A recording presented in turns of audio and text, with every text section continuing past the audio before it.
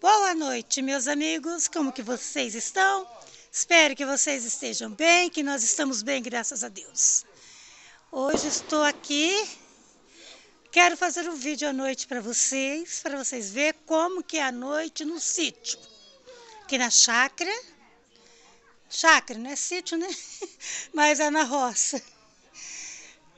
Quero mostrar para vocês que eu estou aqui com meus filhos, meus amigos, meus netos, fazendo uma fogueirinha, aqui nessa noite fria. Aqui tá frio hoje, só na beira de uma fogueirinha mesmo. O Heitor, né, Heitor? Como tá gostoso a noite.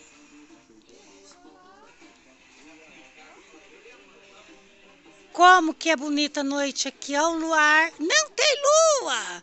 Falei luar, mas não tem lua. Tá escuro, só tem estrelas. Tá, boa noite aí, Hugo! Isso aí, gente! Estamos todos aqui na roça.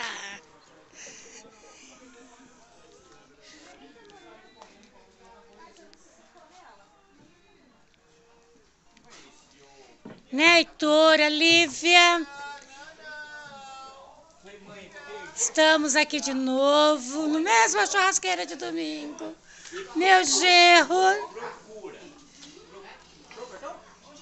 Gente, que gostoso. A minha casa tá bem festejada, cheio de amigos. A lareira acesa, para ficar bem quentinho. Tá uma delícia na nossa casa. Muito bom, não é verdade? Vamos ver aqui no forno. Preparei um quibe de forno. Quibe de forma. Tá na hora de nós tirarmos.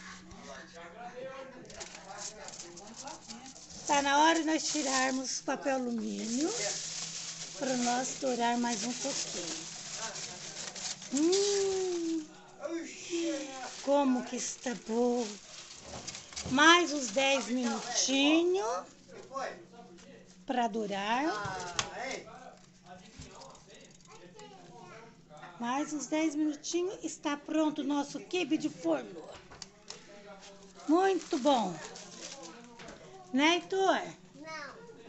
Então é isso daí, meus amigos, que vou mostrar para vocês como que está sendo a nossa noite de sábado aqui na roça.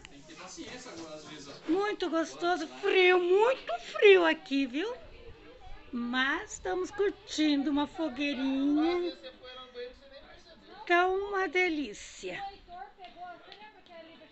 Ficam todos na paz de Deus. Tenham uma linda, excelente noite. Deixa um like para mim. Se você não é inscrito, se inscreve no meu canal.